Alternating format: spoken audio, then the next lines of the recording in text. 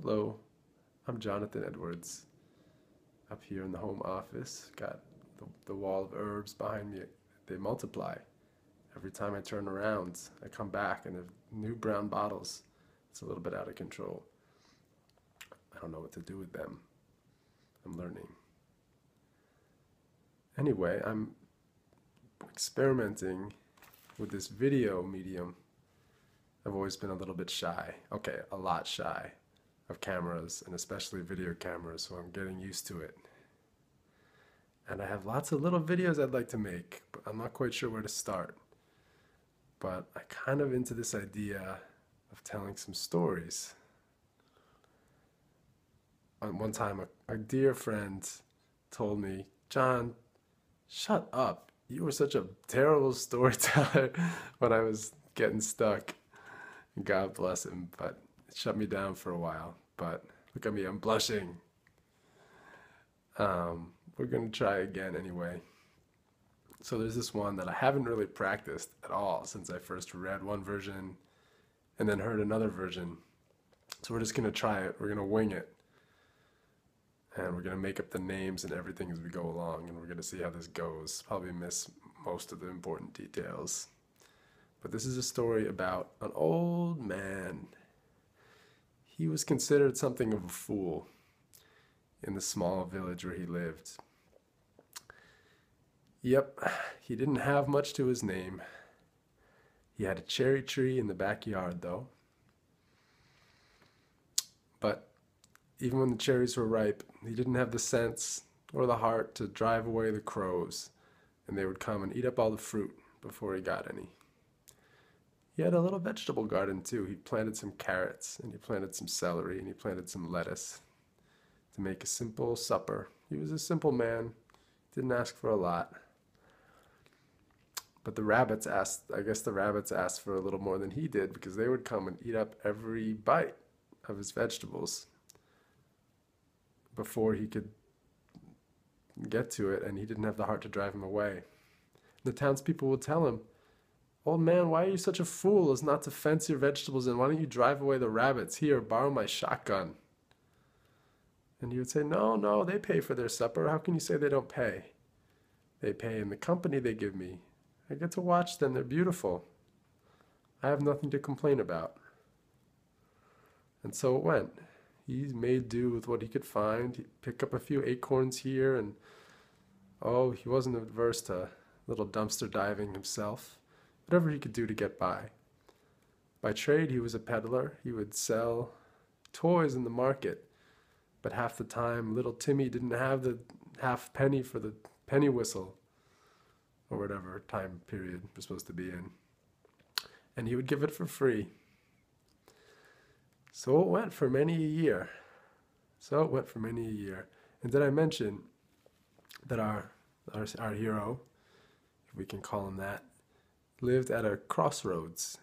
That was where he lived. His house was at a crossroads, right in the center of the village, right at the heart of things. He was the fool at the crossroads. And so it went. For years and years, through lean times and a fat time for this old man meant 35 acorns in a jar. All right? He made do, and he made do pretty happily at that. Until one day, during a particularly lean time, it got so bad he had nothing left in the cabinet, and he thought, "The Lord will provide tomorrow. But the next day there was nothing, and his hunger turned into a gnawing ache, and he became weak. And he knew this couldn't go on too much longer. Well, that night he had a dream. In that dream, an angel came to him and said, "Man, we should give this guy a name, huh?" One version I read, they call him Isaac. It's pretty biblical. We'll go with it. Isaac. The angel said, "Isaac, listen, get thee to the bridge over the river in the big city. Stand on the bridge and listen, and you will hear what you need to hear. And he woke up and the dream was still with him. But he thought, oh, today, not such a good day for traveling. I don't feel too good and the city's awful far away and it's raining. I'll go tomorrow. So the day passed and he rested, claiming to gather his strength. Well, that night, same dream. The angel, Isaac, go to the bridge. What you need awaits you there. In a blaze of light. It was a hard dream to ignore a second time, but in the clear light of day, it seemed like utter foolishness, even to the fool. Okay, so where were we? The dreams.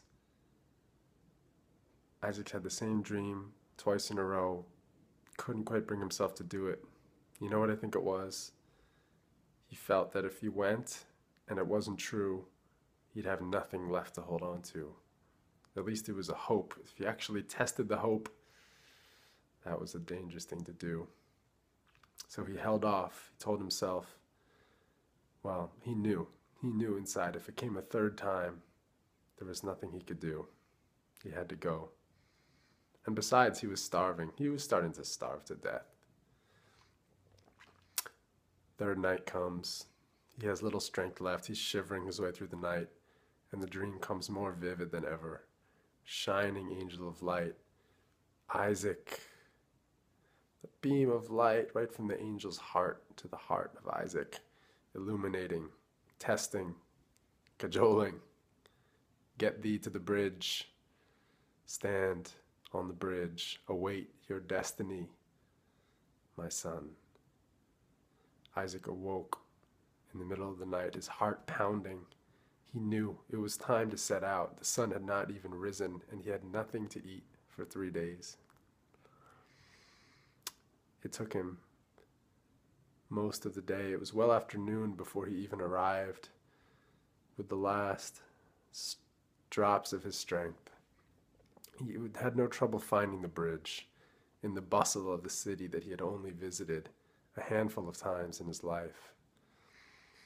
And there he stood, in the drizzle, in the sunshine, shivering, enduring the occasional stares of city folk, this huddled, shrunken old man standing there, looking into the water, looking up at the sky, eyes closed, waiting.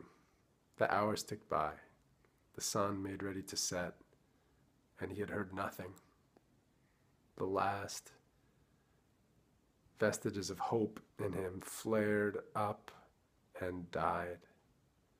He hung his head. He looked at the waters below. And then someone tapped him on the shoulder. He looked up. There was a guard, a cop. He'd been standing at the bottom of the bridge with his arms folded, looking pretty surly for most of the day, occasionally giving Isaac a glare, but evidently deciding it wasn't worth the trouble. The cop says, "Hey, just tell me one thing, old man. What the heck are you doing? You've been here for like 6 hours. You ain't even begged a dime. You're not a beggar, so what are you doing? What brings you here? Just tell me that." Isaac has nothing left to lose, so he tells the cop, "I had a dream. An angel appeared to me. He told me to go to the bridge and await my destiny. And here I am. Nothing came. Do you have anything to tell me?" And the cop looks at him and laughs. And he says, "Listen, old man, you fool. If I didn't get where I am today by listening to every old dream that came my way, all right? Look, just the other day, I had the most ridiculous dream. I had this dream that was like, go out to freaking Bumblefuck, whatever that village is called, that, you know, the one over yonder. Anyway, there's like a house, there's a crossroads. The dream is like, go to the house with the crossroads and the cherry tree and dig at the roots of the tree and you'll find your treasure." Look at me, did you see me running off to the village? But he didn't finish his sentence because Isaac was already gone. It didn't take him but 2 hours to get back home. He found strength. And sure enough, he dug at the roots of the tree in his backyard. And not 2 feet down, he hit metal. There was a box. It was full of treasure. Old gold. Moldy, but still shining underneath. Gemstones, too. All the good stuff. Cups. I don't know if the Holy Grail was in there, but something pretty good. And what did Isaac do? Well, he used that money and he built a bigger house. Better believe it. He built himself a bigger house right at the same site, the Crossroads. And he invited people in to tell their stories and to share their dreams. He became a dream teller and a storyteller. And the community thanked him. And he lived happily ever after.